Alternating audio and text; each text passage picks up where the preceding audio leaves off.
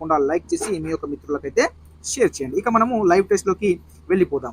మొదటి ప్రశ్న చూసుకున్నట్లయితే క్రింది వానిలో సరైనది. ఆప్షన్ 1 ట్రికోగ్రామ జీవితకాలం 7 రోజులు. ఆప్షన్ 2 ట్రికోగ్రామను ఐసిఏఆర్ వారు తయారు చేశారు. ఆప్షన్ 3 ట్రికోగ్రామ పంటపై వాలిన శత్రు పురుగుల గుడ్లను నాశనం చేస్తుంది. మళ్ళీ ఆప్షన్ 1 1,2, ఆప్షన్ 2 2,3, ఆప్షన్ 3 1,3, ఆప్షన్ 4 1, 2,3. ఇక్కడ మీ యొక్క సరైన సమాధానాన్ని మీరు కామెంట్ చేయండి. రైట్, ఇక్కడ మనకు సరైన సమాధానం వచ్చేసరికి చూసుకున్నట్లయితే ఆప్షన్ 4 అనేది సరైన సమాధానం అవుతుంది. ఇక్కడ మనకు ట్రికోగ్రామా అనేది 7 రోజులు అంటే వారం రోజులు మాత్రమే అది బతుకుతుంది. అదేవిధంగా ట్రికోగ్రామాను ఐసిఏఆర్ వాళ్ళు అయితే ప్రయోగం కాబట్టి ఇక్కడ మనకు సరైన సమాధానం ఏమవుతుంది, ఆప్షన్ 4 అవుతుంది. ఇవి అన్ని కూడా సరైన స్టేట్మెంట్సే. ఇక మనము రెండో ప్రశ్నలోకి వెళ్దాము. నేను ప్రశ్న చదివేలోపు మీ యొక్క ఆన్సర్ని మీరైతే కామెంట్ అయితే చేయండి. ఇక్కడ రెండో ప్రశ్న చూసుకున్నట్లయితే మనకు క్రింది వానిలో ఏ పక్షి ఆచూకీ చెబితే 2 లక్షల రూపాయల బహుమతి ఇస్తారు. ఇక్కడ చూసుకున్నట్లయితే ఆప్షన్ 1 రాబందు, ఆప్షన్ 2 బట్టి మేక పక్షి, ఆప్షన్ 3 కలివి కోడి, ఆప్షన్ 4 హమ్మింగ్ బర్డ్. ఇక్కడ మీ యొక్క సరైన సమాధానాన్ని మీరైతే కామెంట్ చేయండి. రైట్, ఇక్కడ మనకు సరైన సమాధానం వచ్చేసరికి ఆప్షన్ 1 రాబందు. ఈ రాబందులు అనేటివి చాలా తక్కువగా ఉన్నాయి కాబట్టి మన దేశంలో, మన రాష్ట్రంలో, కాబట్టి ఈ యొక్క పక్షి ఆచూకీ చెప్తే మన యొక్క జీవ వైవిధ్య మండలి వారు, ప్రభుత్వం వాళ్ళు 2 లక్షల రూపాయల బహుమతి ఇస్తారని ప్రకటించడం జరిగింది. అయితే ఈ రాబందులు మనకు తెలంగాణ రాష్ట్రంలో ఎక్కడ ఉన్నాయంటే కుమ్రంభీం ఆసిఫాబాద్ జిల్లాలోని పెంచకల్పేట్ మండలంలోని నందిగాం అనే గ్రామంలో ప్రాణహిత ఒడ్డున ఈ యొక్క రాబందులకు సంబంధించి ఒక జత రాబందులు అయితే ఉన్నాయి. అక్కడ ఫారెస్ట్ వాళ్ళు దానికోసం అయితే చాలా కష్టపడుతున్నారు. ఈ రాబందుల కోసము అక్కడ ఒక జత అయితే రాబందులు అయితే మనకు ఆ కుమ్రంభీం తెలంగాణ రాష్ట్రంలోని కుమ్రంభీం ఆసిఫాబాద్ జిల్లా పెంచకల్పేట మండలం నందిగాం గ్రామంలో అయితే ఈ రాబందులు అయితే ఉన్నాయి. ఇక మనము నెక్స్ట్ ప్రశ్న చూసుకున్నట్లయితే క్రింది వానిలో రైతు మిత్రుడు కానిది ఏది. క్రింది వానిలో రైతు మిత్రుడు కానిది ఏది. ఆప్షన్ 1 కందిరీగలు, ఆప్షన్ 2 చీమలు, ఆప్షన్ 3 పాములు, ఆప్షన్ 4 సాలెపురుగులు. మీ యొక్క సమాధానాన్ని కామెంట్ చేయండి. రైట్, ఇక్కడ మనకు సరైన సమాధానం వచ్చేసరికి కందిరీగలు. కందిరీగలు అనేటివి రైతు మిత్రులు కాదు. రైతు మిత్రుడు కానిది అడిగాడు. ఇవన్నీ రైతు మిత్రులే కానీ కందిరీగలు కాదు. చీమలు రైతులకు సహాయపడతాయి, పాములు ఎలుకలను తిని సహాయపడతాయి, సాలెపురుగులు తన గూడులో తన యొక్క గ్రంథుల ద్వారా అంటే మన యొక్క ఉదర భాగం నుంచి స్రవించి ఆ దారంతో ఇది ఏం చేస్తుందంటే గూడును అల్లుకుంటుంది. ఆ గూడులో చిక్కుకున్నటువంటి పురుగులను ఈ సాలెపురుగు అనేది తింటుంది. నెక్స్ట్ ఐదో ప్రశ్న చూసుకున్నది. ఇక్కడ మనకు సరైన సమాధానం ఏంటిది, ఆప్షన్ 1 అవుతుంది. నెక్స్ట్ ఐదో ప్రశ్న క్రింది వానిలో పంచగవ్య తయారీ విధానము. క్రింది వానిలో పంచగవ్య తయారీ విధానము. ఆప్షన్ 1 ఆవు మూత్రము, పేడ, నెయ్యి, అరటిపండు. ఆప్షన్ 2 ఆవు మూత్రము, పేడ, నెయ్యి, పాలు. ఆప్షన్ 3 ఆవు మూత్రము, పేడ, అరటిపండు, నెయ్యి, బెల్లం, పాలు. ఆప్షన్ 4 ఆవు మూత్రము, పేడ, నెయ్యి, అరటిపండు, పాలు, బెల్లం, కొబ్బరి నీళ్లు, నీరు. మీ యొక్క సరైన సమాధానాన్ని కామెంట్ చేయండి. రైట్, ఇక్కడ మనకు సరైన సమాధానం వచ్చేసరికి ఆప్షన్ 4 అవుతుందన్న. ఆవు మూత్రము, పేడ, నెయ్యి, అరటిపండు, పాలు, బెల్లం, కొబ్బరి నీళ్లు, నీరు ఇవన్నీ కలిపితే మనకు పంచగవ్య అనేది తయారు అవుతుంది. పంచగవ్య అనేది ద్రవ రూపంలో ఉండే ఎరువు. పంచగవ్య అనేది ఏ రూపంలో ఉంటుంది, ద్రవ రూపంలో ఉండే ఎరువు పంచగవ్య. రైట్, నెక్స్ట్ ప్రశ్న చూసుకున్నట్లయితే జీవామృతం తయారీ విధానం. జీవామృతం యొక్క తయారీ విధానం ఏది అని అడిగారు. కింది వాటిలో ఇక్కడ చూసుకున్నట్లయితే ఆప్షన్ 1 ఆవు మూత్రము, పేడ, మట్టి, బెల్లం, పప్పు ధాన్యాల పొడి, నీరు. ఆప్షన్ 2 ఆవు మూత్రము, పేడ, మట్టి, బెల్లం, నీరు. ఆప్షన్ 3 ఆవు మూత్రము, పేడ, మట్టి, పప్పు ధాన్యాల పొడి. ఆప్షన్ 4 పేడ, నెయ్యి, పాలు, పప్పు ధాన్యాల పొడి, నీరు. దీంట్లో మీరు సరైన సమాధానాన్ని మీరైతే కామెంట్ చేయండి. రైట్, ఇక్కడ మనకు సరైన సమాధానం ఏమవుతుంది, ఆప్షన్ 1 అవుతుంది.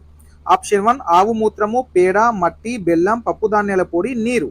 ఇది మనకు జీవామృతం తయారు. ఇవి అన్ని కలిపితే మనకు జీవామృతం అనేది తయారు అవుతుంది. రైట్, నెక్స్ట్ మనము ఏడో ప్రశ్న చూసుకున్నట్లయితే, ఆరో ప్రశ్న తర్వాత ఏడో ప్రశ్న చూసుకున్నట్లయితే ఇక్కడ మనకు ఎద్దు కొమ్ములతో గుండీలు తయారు చేసే పరిశ్రమలు ఈ క్రింది వానిలో ఎక్కడ కలవు. Option 1 Kakinada, option 2 Guntur, option 3 Warangal, option 4 Karimnagar.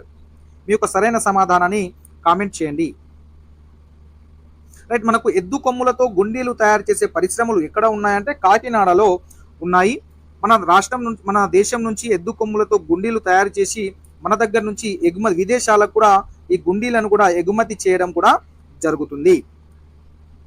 Right, next మనకు ఎనిమిదవ ప్రశ్న ఒకసారి చూసుకున్నట్లయితే కౌన్సిల్ ఫర్ గ్రీన్ రెవాల్యుయేషన్ అధ్యక్షురాలు ఎవరు?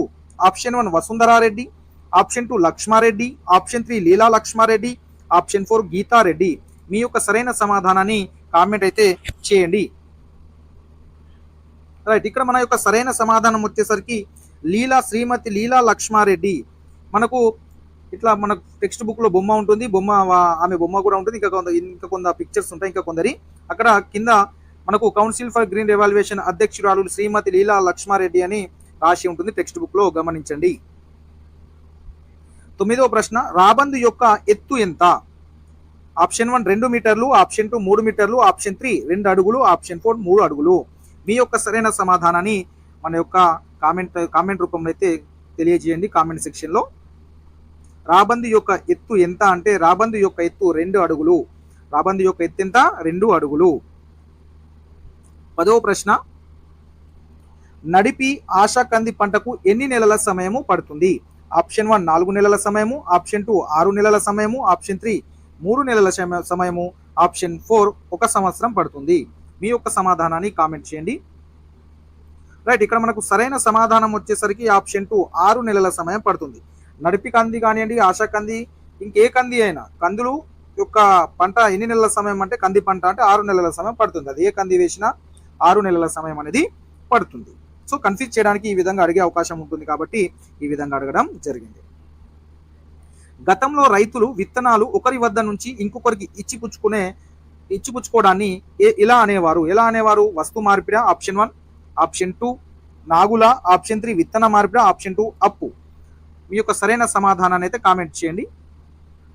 రైట్, గతంలో రైతులు విత్తనాలు ఒకరి వద్ద నుంచి ఇంకొకరికి ఇచ్చిపుచ్చుకోవడాన్ని ఏమందరు అంటే నాగులు అనేవారు. నాక్కు తీసుకున్నాం అని అనేవారు. వర్షాకాలం రాగానే వాళ్ళ దగ్గర ఉన్నటువంటి గత సంవత్సరమైన విత్తనాలు తీసుకొని పొలంలో చల్లి మళ్ళీ పంట పండిన తర్వాత వారి యొక్క విత్తనాలకు కొద్దిగా ఎక్కువ విత్తనాలు, ఫర్ ఎగ్జాంపుల్ ఒక 10 తవ్వలు తీసుకుంటే దానికి ఎక్స్ట్రాగా ఒక 15 తవ్వలు కానివ్వండి, 12 తవ్వలు కానీ ఈ విధంగా ఇచ్చే పద్ధతి ఉండే దాన్ని మనం నాక్కు తీసుకోవడం అంటే దానిని మనం నాగులు అంటాము.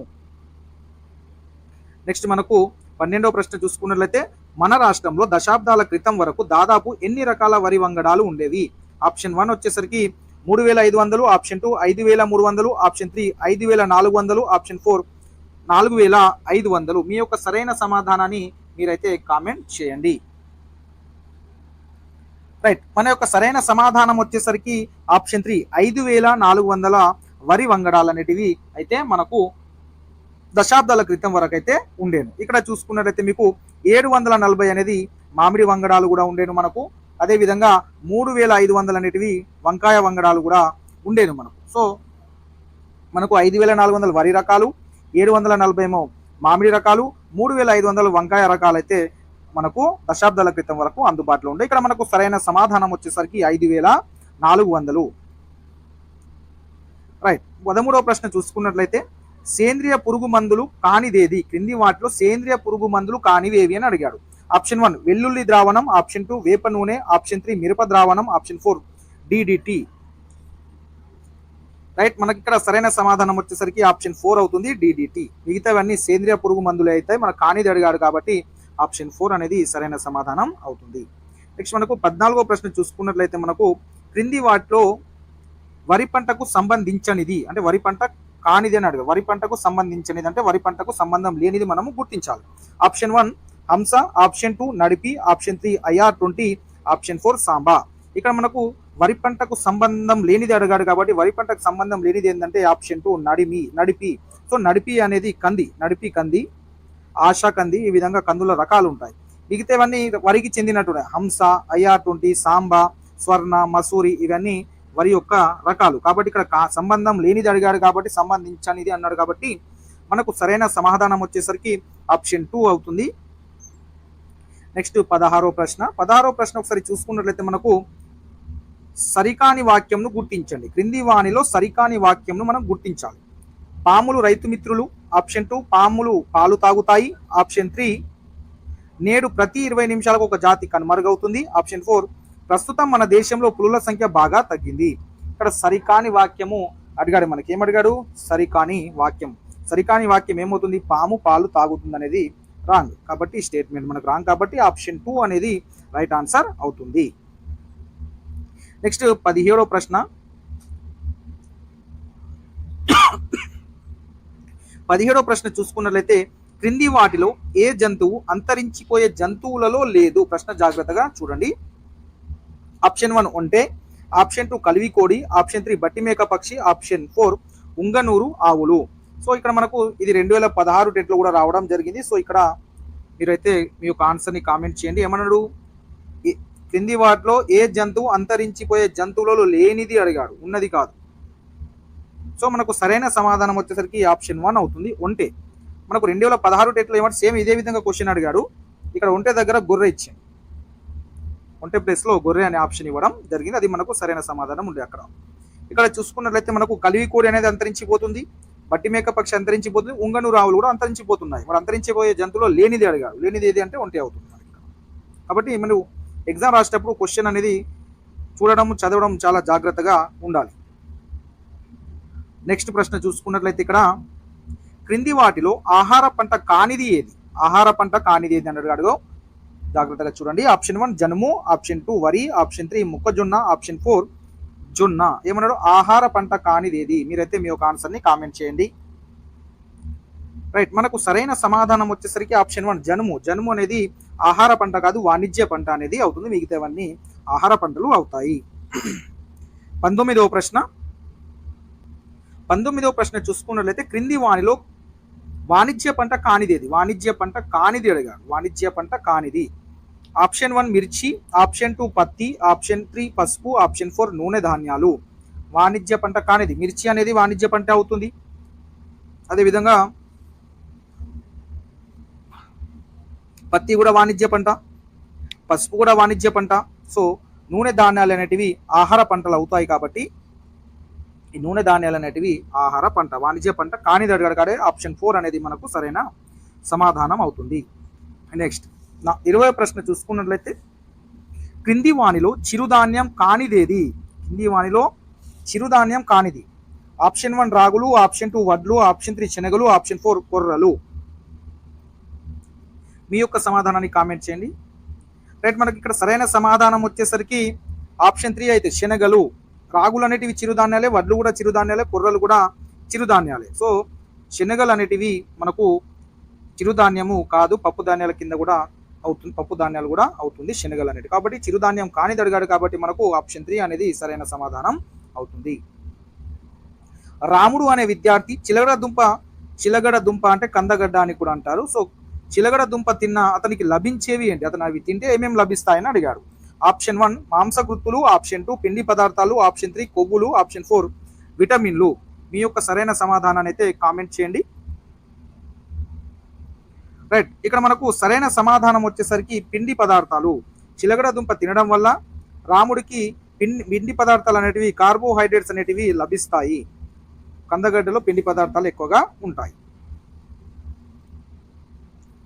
22వ ప్రశ్న చూసుకున్నట్లయితే ఇక్కడ మనకు పెసర్లు మినుములు దేనికి సంబంధించినవి? పెసర్లు మినుములు దేనికి సంబంధించినవి? ఆప్షన్ 1 మాంసకృత్తులు, ఆప్షన్ 2 పిండి పదార్థాలు, ఆప్షన్ 3 కొవ్వులు, ఆప్షన్ 4 విటమిన్లు. మీ యొక్క సరైన సమాధానాన్ని కామెంట్ చేయండి. రైట్, మనకు సరైన సమాధానం వచ్చేసరికి మాంసకృత్తులు. పెసర్లు మినుములు పప్పు ధాన్యాలు ఏవి తిన్నా ఎక్కువగా ఏముంటాయి? ప్రోటీన్స్ ఉంటాయి. ప్రోటీన్స్ అంటే మాంసకృత్తులు ఎక్కువగా ఉంటాయి, కాబట్టి సరైన సమాధానం మనకు మాంసకృత్తులు అవుతుంది. 23వ ప్రశ్న సూక్ష్మ పోషకాలన్నీ వేటికి పేరు? సూక్ష్మ పోషకాలని దేనికి పేరు అని అడిగాడు. Option 1 carbohydrates and proteins, option 2 ప్రోటీన్లు విటమిన్లు, ఆప్షన్ 3 మినరల్స్ విటమిన్స్, ఆప్షన్ 4 కొవ్వులు కార్బోహైడ్రేట్స్. మీ యొక్క సమాధానాన్ని కామెంట్ చేయండి. రైట్, మనకు సరైన సమాధానం వచ్చేసరికి మినరల్స్ అండ్ విటమిన్స్, ఆప్షన్ 3 అనేది సరైన సమాధానం అవుతుంది. సూక్ష్మ పోషకాలని, మినరల్స్ని, విటమిన్స్ని మనము సూక్ష్మ పోషకాలని అంటాము. 24వ ప్రశ్న ఆహారంలో శక్తినిచ్చేవి మరి పెరుగుదలకు తోడ్పడేవి. ఓకే, ఈ ప్రశ్న రాంగ్ ఉంది, తర్వాత ఇది ఒకటి మనం స్కిప్ చేద్దాం. రైట్, 25వ ప్రశ్న క్రింది వానిలో సరికాని వాక్యము ఏది? క్రింది వాణిలో సరికాని వాక్యము ఏది అని అడిగాడు. నేను స్టేట్మెంట్ చదువుతున్నాను. స్టేట్మెంట్ 1, ఆరోగ్యాన్నిచ్చే ఆహార పదార్థాలు పండ్లు కూరగాయలు. ఆప్షన్ 2, పెరుగుదలకు ఉపయోగపడే ఆహార పదార్థాలు పప్పు ధాన్యాలు పాలు గుడ్లు. ఆప్షన్ 3, శక్తినిచ్చే ఆహార పదార్థాలు చిరుధాన్యాలు. సో మీ యొక్క ఇవి స్టేట్మెంట్లు. మళ్ళీ ఆప్షన్ చూసుకున్నట్లయితే ఆప్షన్ 1 1,2, ఆప్షన్ 2 2,3, ఆప్షన్ 3 1, 2,3, ఆప్షన్ 4 ఏది కాదు. మీ యొక్క సమాధానాన్ని కామెంట్ చేసి సరికాని వాక్యం అని అడిగాడు. మీ యొక్క సమాధానాన్ని మీరైతే కామెంట్ చేయండి. రైట్, ఇక్కడ సరైన సమాధానం వచ్చేసరికి ఆప్షన్ 4 అవుతుంది. ఏది కాదు, దీంట్లో ఏ ఆన్సర్ కూడా లేదు. ఎందుకంటే సరికాని వాక్యం అడి 3 వాక్యాలు సరైనవే. ఆహారాన్ని ఇచ్చే ఆహార పదార్థాలు పండ్లు కూరగాయలు, ఇది సరైనదే. పెరుగుదలకు ఉపయోగపడే ఆహార పదార్థాలు పప్పు ధాన్యాలు పాలు గుడ్లు, ఇది సరైనదే. శక్తినిచ్చే ఆహార పదార్థాలు చిరుధాన్యాలు, అవి కార్బోహైడ్రేట్స్, ఇది సరైనదే. ఇక్కడ మనకు ఇవన్నీ దీనిలో ఆప్షన్లో చూసుకున్నట్లయితే మనకు సరికానిది అడిగాడు కాబట్టి దీనిలో సరికాని ఆప్షన్ ఏది ఉందంటే ఏది కాదనేది సరికాని వాక్యం. మనకు దాని కింద దాన్ని మనము టిక్ చేసుకోవచ్చు. ఆ ఆన్సర్ మనకు ఆప్షన్ 4 అవుతుంది. 26వ ప్రశ్న చూసుకున్నట్లయితే క్రింది వాణిలో సరైనది. ఆప్షన్ 1, ఒక మధ్య రకం సైజులో ఉండే టమాటాలో 1.03 గ్రాముల ప్రోటీన్స్ ఉంటాయి. స్టేట్మెంట్ 2, టమాటాలో B12 విటమిన్ ఉంటుంది. ఆప్షన్ 3, టమాటాలు 1.6 గ్రామ్ ఫైబర్ ఉంటుంది టమాటాలో. ఆప్షన్ 4, విటమిన్ B2 B6 ఉంటాయి. దీంట్లో మనకి ఏం అడిగాడు? సరైన సమాధానం అడిగారు. ఇక్కడ మీకు సరైన సమాధానాన్ని మీరు కామెంట్ చేయండి. ఇక్కడ వచ్చేసరికి చూడండి, మనకు స్టేట్మెంట్ 1 ఫస్ట్ ఆప్షన్ ఏముంది? మధ్య రకం టమాటా సైజులో ఉండే ప్రోటీన్స్ ఎన్ని ఉంటాయి? 1.08 గ్రాముల ప్రోటీన్స్ ఉంటాయి, కాబట్టి ఇది రాంగ్. టమాటాలో B12 విటమిన్ ఉంటుంది. B12 విటమిన్ టమాటాలో ఉండదు. టమాటాలు ఉండేటువంటి vitamin A, vitamin K, vitamin A, vitamin B2, vitamin B6 ఈ విటమిన్లు ఉంటాయి. ఈ విటమిన్లు ఉంటాయి అంటే ఇది కూడా రాంగే మనకు. ఆప్షన్ 3, టమాటాలలో 1.6 గ్రాముల ఫైబర్ ఉంటుంది. టమాటాలో 1.5 గ్రాముల ఫైబర్ ఉంటుంది. 1.6 కాదు 1.5. సో ఇది కూడా రాంగ్. సరైనది అడిగాడు మనకు. Option 4, vitamin B2 vitamin B6 తో పాటు vitamin C, vitamin K, vitamin E ఈ అన్ని రకాల విటమిన్స్, పొటాషియం కూడా ఉంటుంది. అదేవిధంగా టమాటా తింటే మనకు 22 క్యాలరీల శక్తి కూడా వస్తుంది. ఇది మనకు సరైన సమాధానం వచ్చేసరికి ఆప్షన్ 4 అనేది సరైన సమాధానం అవుతుంది. సరైన వాక్యం కూడా అదే మనకు ఆప్షన్ 4 అవుతుంది. సో మిగతావన్నీ రాంగ్ స్టేట్మెంట్లు ఉన్నాయి, జాగ్రత్తగా గమనించండి. చికిత్స చేసే వైద్యుడిని ఏమంటారు? Option 1, gastroenterologist. Option 2, dermatologist. Option 3, cardiologist. Option 4, orthopedician. మీ యొక్క సమాధానాన్ని కామెంట్ చేయండి. రైట్, మనకు సరైన సమాధానం వచ్చేసరికి గ్యాస్ట్రో ఎంటరాలజిస్ట్ని అని అతను మన జీర్ణ వ్యవస్థకు సంబంధించిన చికిత్స చేసే వ్యక్తి ఎవరంటే గ్యాస్ట్రో ఎంటరాలజిస్ట్. డెర్మటాలజిస్ట్ అంటే స్కిన్ డాక్టరు, కార్డియాలజిస్ట్ అంటే గుండె డాక్టరు, ఆర్థోపెడిషియన్ అంటే బొక్కల డాక్టర్, అంటే మన ఎముకల డాక్టర్ని మనము ఆర్థోపెడిషియన్ అంటాం. నెక్స్ట్ 29వ ప్రశ్న, మూత్రపిండాలకు సంబంధించి శస్త్రచికిత్స చేసే డాక్టర్ని ఏమంటారు? మూత్రపిండాలు అంటే కిడ్నీలు. కిడ్నీలకు సంబంధించి శస్త్రచికిత్స చేసే డాక్టర్ని ఏమంటారు? Option 1, nephrologist. Option 2, urologist. Option 3, pulmonologist. Option 4, neurologist. ఇక్కడ మీ యొక్క సరైన సమాధానాన్ని కామెంట్ చేయండి. రైట్, ఇక్కడ సరైన సమాధానం వచ్చేసరికి యూరాలజిస్ట్ అవుతుంది. ఎందుకు అంటే మూత్రపిండాలకు సంబంధించిన శస్త్రచికిత్స అంటే సర్జరీలు. కిడ్నీలకు సంబంధించి సర్జరీ చేసే డాక్టర్ని ఏమో మనము యూరాలజిస్ట్ అంటాం. కిడ్నీలకు సంబంధించిన మూత్రపిండాలకు సంబంధించిన చికిత్సలు అంటే మూత్రపిండాలు ఏమైనా ప్రాబ్లమ్స్ వచ్చినప్పుడు టాబ్లెట్స్ కానివ్వండి, ట్రీట్మెంట్ కానివ్వండి ఇచ్చే డాక్టర్ని ఏమో మనము నెఫ్రాలజిస్ట్ అంటాం. సర్జరీ చేసే డాక్టర్నేమో యూరాలజిస్ట్ అంటాం. కిడ్నీలకు సంబంధించి సర్జరీ చేస్తే యూరాలజిస్ట్, సర్జరీ కాకుండా ట్రీట్మెంట్ ఇవ్వడం కానివ్వండి మూత్రపిండాలకు సంబంధించి దాని ట్రీట్మెంట్ ఇచ్చే డాక్టర్నేమో నెఫ్రాలజిస్ట్ అంటాం. సర్జరీ చేసే డాక్టర్ ఏమో యూరాలజిస్ట్ అంటాం. గుర్తుపెట్టుకోండి, ఇక్కడ మనకు సరైన సమాధానం శస్త్రచికిత్స అంటే సర్జరీ కాబట్టి సరైన సమాధానం యూరాలజిస్ట్ అవుతుంది. అదేవిధంగా మన ఊపిరితిత్తులకు సంబంధించి పల్మనాలజిస్ట్, న్యూరాలజిస్ట్ అంటే మెదడు నాడులకు సంబంధించినటువంటి డాక్టర్ని మనము న్యూరాలజిస్ట్ అంటాం. నెక్స్ట్ మనకు 30వ ప్రశ్న చూసుకున్నట్లయితే క్రింది వాణిలో సరి అయినది.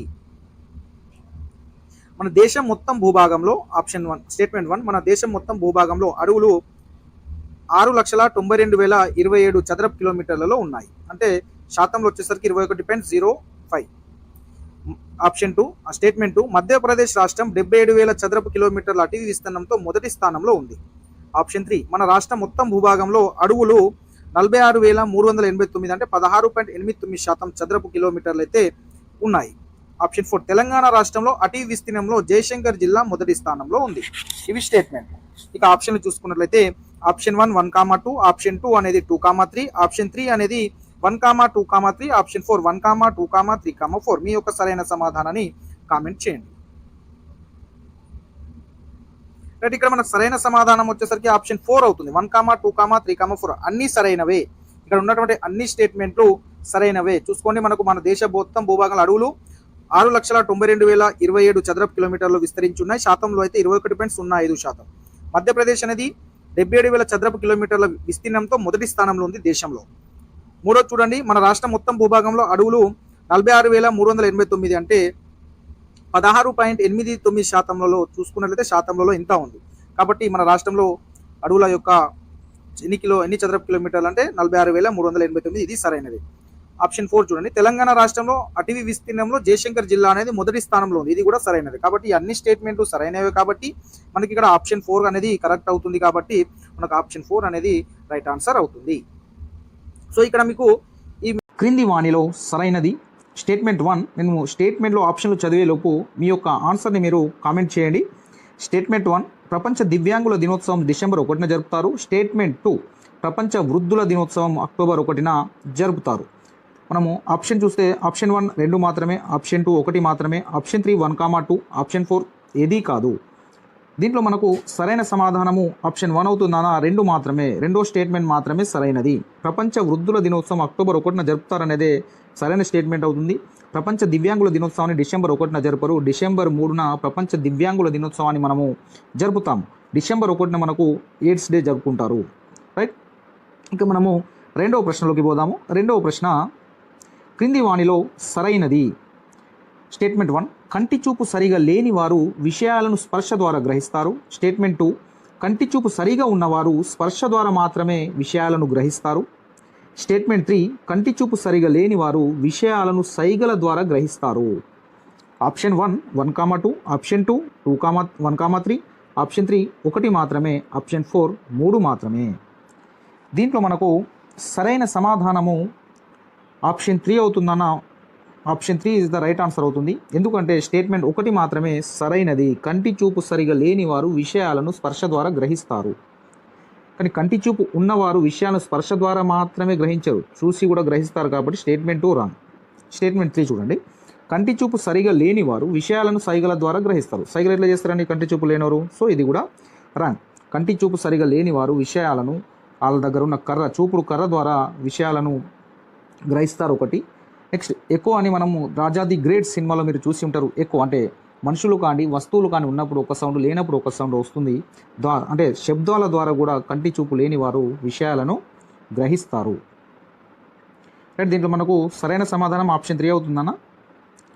మూడో ప్రశ్న, మీ నాన్నగారి అక్క, భర్త, తండ్రి నీకు ఏమవుతాడు?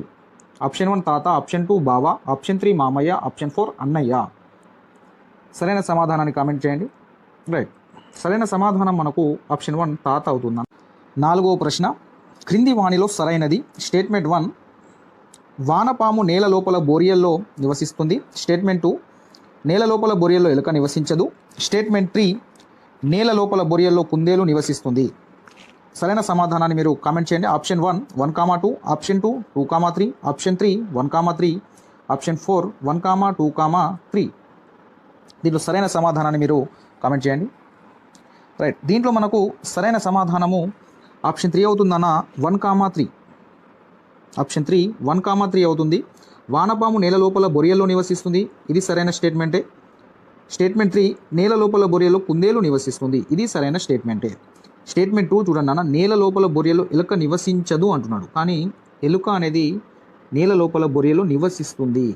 కాబట్టి ఇక్కడ నివసించదని ఉంది. కాబట్టి ఇది రాంగ్ స్టేట్మెంట్ అవుతుంది. మనకు సరైన సమాధానము ఆప్షన్లో option 3 is the right answer అవుతుంది. మనకు నక్క అనేది చెట్టు కింద బొరియల్లో నివసిస్తుంది. తొండ అనేది నేల కింద బొరియల్లో నివసించదు. సో మనకి ఇక్కడ మాత్రం సరైన సమాధానము ఆప్షన్ 3 1,3 అవుతుంది. ఐదో ప్రశ్న చూద్దాము. ఐదో ప్రశ్న, నేను ప్రశ్న చదివేలోపు, ఆప్షన్లు చదివేలోపు మీ యొక్క సమాధానాన్ని కామెంట్ రూపంలో తెలియజేయండి. అదేవిధంగా లైవ్ చూస్తున్న ప్రతి ఒక్కరూ లైక్ చేయండి, మీ మిత్రులకు షేర్ చేసే ప్రయత్నం చేయండి. కొత్త వారు ఎవరైనా ఉంటే సబ్స్క్రైబ్ చేయండి. రైట్, 5వ ప్రశ్న, క్రింది వాణిలో సరికానిది. స్టేట్మెంట్ 1, క్రోటాన్ మొక్కల ఆకులు వివిధ రంగుల్లో ఉంటాయి. స్టేట్మెంట్ 2, మామిడి చెట్టు ముదురు ఆకులు ఆకుపచ్చ రంగులో ఉంటాయి. స్టేట్మెంట్ 3, మామిడి చెట్టు చిగురుటాకులు లేత ఆకుపచ్చ రంగులో ఉంటాయి. స్టేట్మెంట్ 4, మామిడి చెట్టు రాలిపోయే ఆకులు పసుపు రంగులో ఉంటాయి. దీంట్లో మనకు సరైన సమాధానాన్ని కామెంట్ చేయండి. ఆప్షన్ 1 1,2, ఆప్షన్ 2 2,3, ఆప్షన్ 3 3 మాత్రమే, ఆప్షన్ 4 4 మాత్రమే. దీంట్లో మీరు సరైన సమాధానాన్ని కామెంట్ చేయండి. రైట్, దీంట్లో మనకు సరైన సమాధానము ఆప్షన్ 3 3 మాత్రమే సరైన ఆన్సర్ అవుతుంది మనకు. చూడండి, స్టేట్మెంట్ 3 ఏముంది, మామిడి చెట్టు చిగురుటాకులు లేత ఆకుపచ్చ రంగులో ఉంటాయి. ఉండయి నాన్న, మామిడి చెట్టు చిగురుటాకులు లేత ఎరుపు రంగులో ఉంటాయి. కాబట్టి option 3 is the wrong statement. కాబట్టి మనకు సరి కానిది అడిగారు కాబట్టి మనకు option 3 is the right answer అవుతుంది. 6వ ప్రశ్న, క్రింది వాటిలో సరైనది. స్టేట్మెంట్ 1, దోమలు పెరగకుండా ఉండడానికి బ్లీచింగ్ పౌడర్ పిచికారీ చేస్తారు. స్టేట్మెంట్ 2, దోమలు పెరగకుండా ఉండడానికి క్లోరిన్ బిళ్ళలు వాడతారు. స్టేట్మెంట్ 3, దోమలు పెరగకుండా ఉండడానికి మలాథియన్ పిచికారీ చేస్తారు. దోమలు పెరగకుండా ఉండడానికి కిరోసిన్ని పిచికారీ చేస్తారు. ఇక ఆప్షన్ చదువుతున్నా. Option 1 1,3, option 2 2,3, option 3 3,4, option 4 2,4. దీంట్లో మీరు సరైన సమాధానాన్ని కామెంట్ చేయండి. రైట్, దీంట్లో మనకు సరైన సమాధానము ఆప్షన్ 3 అవుతుందన్న, 3,4. దోమలు పెరగకుండా ఉండడానికి మలాథియన్ పిచికారీ చేస్తారు. ఈ స్టేట్మెంట్ సరైనదే. దోమలు పెరగకుండా ఉండడానికి కిరోసిన్ పిచికారీ చేస్తారు. ఈ స్టేట్మెంట్ కూడా సరైనదే. దీంట్లో మనకు 1,2 అనేది సరికానివి. దోమలు పెరగకుండా ఉండడానికి బ్లీచింగ్ పౌడర్ని పిచికారీ చేయరన్న. ఈ బ్లీచింగ్ పౌడర్ని నీటిని శుద్ధి చేయడానికి ఉపయోగిస్తారు. బ్లీచింగ్ పౌడర్ని అండ్ క్లోరిన్ బిళ్ళలని నీటిని శుద్ధి చేయడానికి ఉపయోగిస్తారు. సో మనకు సరైన సమాధానము ఆప్షన్ 3 అవుతుందన్న దీంట్లో. రైట్, ఇక మన 7వ ప్రశ్నలోకి వెళ్దాము. 7వ ప్రశ్న, క్రింది వాణిలో సరైనది. స్టేట్మెంట్ 1, పక్షుల చలనంలో తోక రెక్కలు ఉపయోగపడతాయి. స్టేట్మెంట్ 2, జంతువుల చలనంలో కాళ్ళు చర్మము తోక ఉపయోగపడుతుంది. స్టేట్మెంట్ 3, పక్షులు మరియు జంతువుల చలనంలో తోక కాళ్ళు ఉపయోగపడతాయి. నేను ఆప్షన్ చదువుతున్నా. Option 1 1,3, option 2 2,3, option 3 1,2,3, option 4 1,2. దీంట్లో మనకు సరైన సమాధానము మీరు కామెంట్ చేయండి అన్న. రైట్, దీంట్లో మనకు సరైన సమాధానం ఆప్షన్ 1 అవుతుందన్న, 1,3. పక్షుల చలనంలో తోక రెక్కలు ఉపయోగపడతాయి. ఇది సరైన స్టేట్మెంటే. స్టేట్మెంట్ 3 చూడండి, పక్షులు మరియు జంతువుల చలనంలో తోక కాళ్ళు ఉపయోగపడతాయి. ఇది కరెక్టే. స్టేట్మెంట్ 2లో చూడండి, జంతువుల చలనంలో కాళ్ళు తోక ఉపయోగపడుతుంది కానీ చర్మం అనేది ఉపయోగపడదు. కాబట్టి statement 2 is the wrong statement అవుతుంది. కాబట్టి మనకు సరైనవి అడిగారు కాబట్టి 1,3 మనకు స్టేట్మెంట్లు సరైనవి కాబట్టి option 1 is the right answer అవుతుంది. 8వ ప్రశ్న. 9వ ప్రశ్న చూద్దాం. 8వ ప్రశ్న అది రాంగ్ అయిపోయింది. రైట్, 9వ ప్రశ్న, దోమ కుట్టడం వల్ల వచ్చే వ్యాధులు. Option 1 malaria dengue, option 2 chikungunya cholera, option 3 dengue typhoid, option 4 malaria cholera. సరైన సమాధానం మనకు దీంట్లో కామెంట్ చేయండి. రైట్, సరైన సమాధానం మనకు ఆప్షన్ 1 అవుతుంది. దోమ కుట్టడం వల్ల మలేరియా డెంగ్యూ వస్తుంది. మీరు ఆప్షన్ 2లో చికెన్ గున్యా కలరా ఉంది. కలరా అనేది దోమ వల్ల రాదు. ఇది ఈగలు వాలిన ఆహారం, కలుషిత ఆహారం తినడం వల్ల మనకు కలరా టైఫాయిడ్ అనేది వస్తుంది. సో మనకు ఆప్షన్ 2 3 4 అనేటివి కరెక్ట్ ఆన్సర్ కాదు కాబట్టి మనకు option 1 is the right answer, malaria dengue. ఈ మలేరియా అనేది ఆడైనాఫిలస్ దోమ వల్ల వస్తుంది. డెంగ్యూ అనేది ఎడిస్ దోమ వల్ల వస్తుంది. చికెన్ గున్యా కూడా ఎడిస్ అనే ఆడదోమ వల్లనే మనకు వ్యాప్తి చెందుతుంది ఈ వ్యాధి. ఇక మనము 10వ ప్రశ్న చూద్దాం.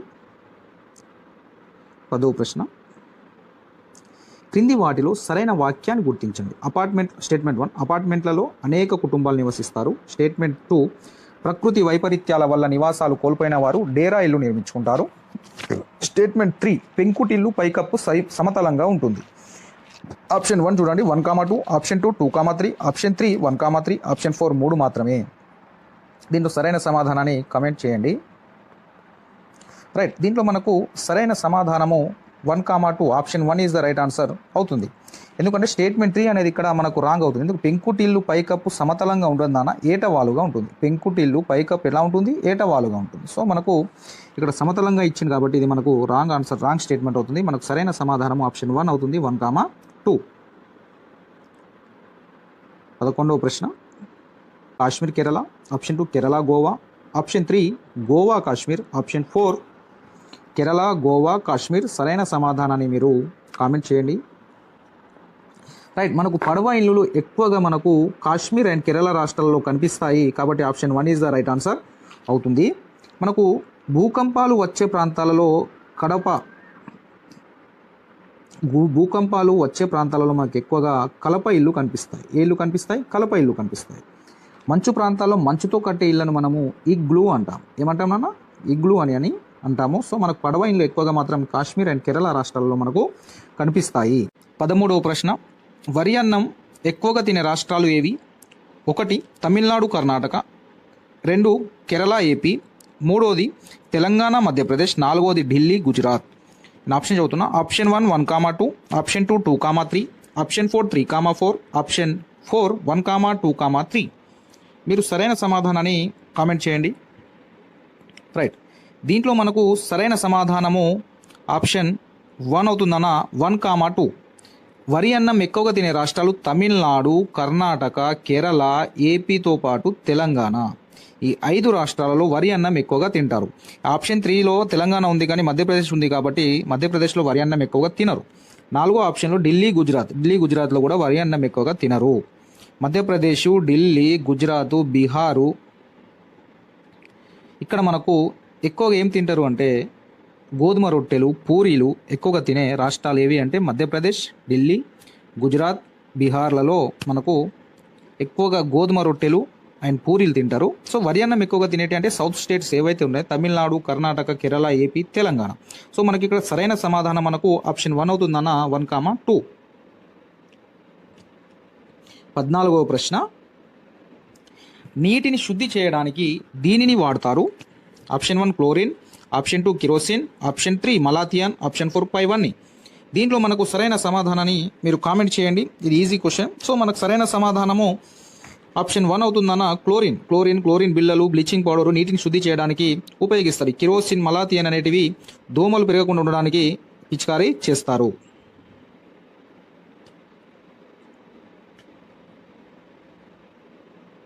15వ ప్రశ్న, కుండను తయారు చేసే దశల వరుస క్రమము. ఆప్షన్ ఏ మట్టిని నీళ్లు పోసి నానబెట్టడం, ఆప్షన్ బి మట్టి ముద్దను కుమ్మరి సారెపై పెట్టి తిప్పడము, ఆప్షన్ సి ఎండలో ఆరబెట్టడం, ఆప్షన్ డి నీడలో ఆరబెట్టడం, ఆప్షన్ ఈ చెక్కతో కొట్టడం, ఆప్షన్ ఎఫ్ కాల్చడము. మీరు సరైన సమాధానాన్ని కామెంట్ చేయండి. రైట్, సరైన సమాధానం చెప్తున్నా. ఫస్ట్ మనం మట్టిని తీసుకొచ్చిన తర్వాత మట్టిలో నీళ్లు పోసి నానబెట్టి తొక్కుతాం నాన్న. ఇది మొదటి దశ. తొక్కిన తర్వాత మెత్తగా అయినటువంటి మట్టిని మనము ఆ మట్టి ముద్దను కుమ్మెర సారెపై పెట్టి తిప్పుతాము. తిప్పిన తర్వాత దాని మీద కరెక్ట్ ఆకారం రావడం కోసం, కుండ యొక్క కరెక్ట్ ఆకారం రావడం కోసం మనం చెక్కతో కొడతాం నాన్న. దేంతో కొడతాం? చెక్కతో కొడతాం. ఏబిఈ. తర్వాత కొట్టిన తర్వాత కుండ తయారైన తర్వాత దానిని నీడలో ఆరబెడతాం. ఎక్కడ ఆరబెడతాం నాన్న? నీడలో ఆరబెడతాం. నీడలో ఆరబెట్టిన తర్వాత ఎక్కడ ఆరబెడతాం? మళ్ళీ ఎండలో ఆరబెడతాం. ఎండలో ఆరబెట్టిన తర్వాత దానిని మనం అవంలో వేసి కాలుస్తాము.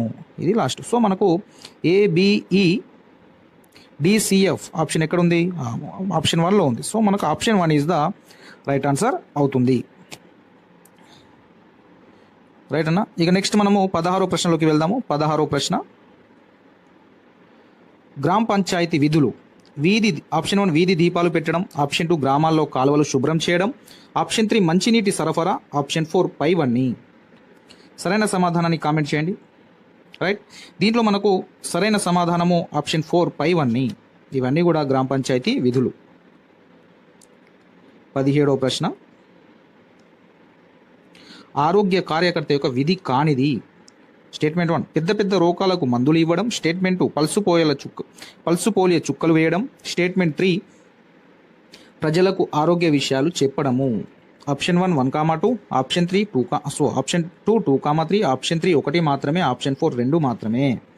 దీనిలో సరైన సమాధానాన్ని మీరు కామెంట్ చేయండి.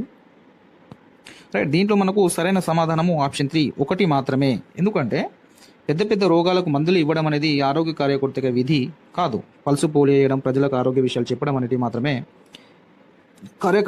ఆరోగ్య కార్యకర్త యొక్క విధి అవుతుంది. సో మనకు కానిది అడిగారు కాబట్టి ఆప్షన్ 3 మనకు సరైన సమాధానము అవుతుంది. 18వ ప్రశ్న, మొట్టమొదటిసారిగా ప్రపంచానికి చదరంగంను పరిచయం చేసిన దేశం ఏది? Option 1 India, option 2 China, option 3 Taiwan, option 4 Sri Lanka. దీంట్లో మనకు సరైన సమాధానము ఏమవుతుందంటే ఆప్షన్ 1 ఇండియా అవుతుందన్న. భారతదేశం అనేది మొట్టమొదటిసారిగా చెస్ను మనం పరిచయం చేసాం ప్రపంచానికి. చెస్లో మొత్తము 64 గల్లు ఉంటాయినన్న, 32 ఏమో బ్లాక్, 32 ఏమో వైట్. రైట్, ఇక మనము 19వ ప్రశ్నలోకి వెళ్దాం. 19వ ప్రశ్న, క్రింది వాణిలో ప్రత్యేక అవసరాలు గలవారు ఎవరు? 1 వృద్ధులు, 2 కళ్ళు లేనివారు, 3 ప్రమాదంలో అవయవాలు కోల్పోయిన వారు, 4 మూగవారు. Option 1 1,2,3, option 2 2,3,4, option 3 1,2,3,4, option 4 3,4.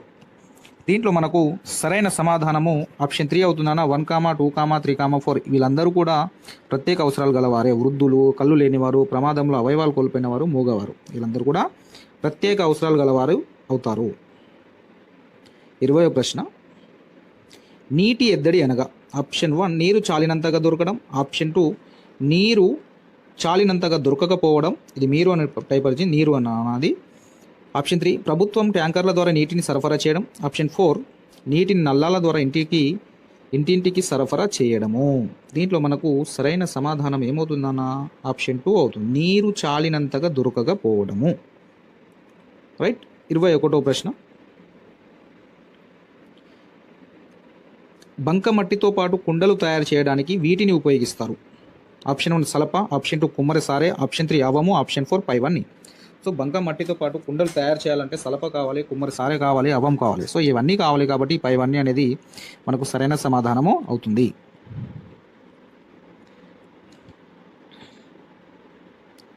22వ ప్రశ్న, క్రింది వాటిలో సరికానిది? ఆప్షన్ 1 మట్టి పాత్రలు చాలా శ్రేష్టమైనవి, ఆప్షన్ 2 వీటి ఖరీదు చాలా ఎక్కువ, ఆప్షన్ 3 మన పూర్వీకులు మట్టి పాత్రలను వాడేవారు, ఆప్షన్ 4 మట్టి పాత్రలలో ధాన్యాన్ని కూడా నిల్వ చేస్తారు. దీంట్లో మనకు కింది వాటిలో సరికానిది అడిగారు. దీంట్లో మనకు సరైన సమాధానము ఆప్షన్ 2 అవుతుందా? వీటి ఖరీదు చాలా ఎక్కువ, వీటి ఖరీదు తక్కువగా ఉంటుంది. సో మనకు సరికానిది అడిగారు కాబట్టి మనకు సరైన సమాధానము ఆప్షన్ 2 అవుతుంది. 23వ ప్రశ్న, రాణిని శుభ్రమైన ఇల్లు, ఇక్కడ సుబ్రహ్మణ్యాన్ని పడిందన్న. రాణిని శుభ్రమైన ఇల్లు అందమైన ఇల్లు ఎందువల్ల అని అడిగినప్పుడు రాణి టక్కున సమాధానం చెప్పింది. రాణి పొందిన సామర్థ్యం ఏది? రాణిని శుభ్రమైన ఇల్లు అందమైన ఇల్లు ఎందువల్ల అని అడిగినప్పుడు టక్కున సమాధానం చెప్పింది. రాణి పొందిన సామర్థ్యం ఏది? దీంట్లో మనకు సరైన సమాధానము మనకు ఆప్షన్ 1 అవుతుందన్న, విషయ అవగాహన. Option 1 is the right answer అవుతుంది. ఇక మనము 24వ ప్రశ్నలోకి పోదాం. 24వ ప్రశ్న, 3వ తరగతి పరిసరాల విజ్ఞానంలో విద్యా ప్రమాణాల సంఖ్య. ఇది ఆల్రెడీ మీకు తెలిసిందే, అందరూ ఆన్సర్ చేయండి అన్న. మనకు దీంట్లో సరైన సమాధానము ఆప్షన్ 3. మనకు 3వ తరగతి పరిసరాల విజ్ఞానంలో విద్యా ప్రమాణాలు 6 ఉంటాయినన్న. మీకు ఆల్రెడీ నిన్న క్విక్ రివిజన్లో నేను మీకు చెప్పాను ఇది. 25వ ప్రశ్న, ఇక్కడ గుంత కథన్ ఇంకుడు గుంత. 25వ ప్రశ్న చూడండి అన్న, ఇంకుడు గుంత విషయంలో సరైనది. ఆప్షన్ 1 వర్షాకాలంలో వర్షపు నీటిని దీనికి మళ్లిస్తారు, ఆప్షన్ 2 భూగర్భ జలాలు పెరుగుతాయి, ఆప్షన్ 3 భూమిలో నీటి నిల్వలు పెరుగుతాయి, ఆప్షన్ 4 పైవన్నీ. దీంట్లో మనకు సరైన సమాధానం ఏమవుతుందంటే ఆప్షన్ 4 అవుతుంది, పైవన్నీ. ఇవన్నీ సరైనవే. 26వ ప్రశ్న,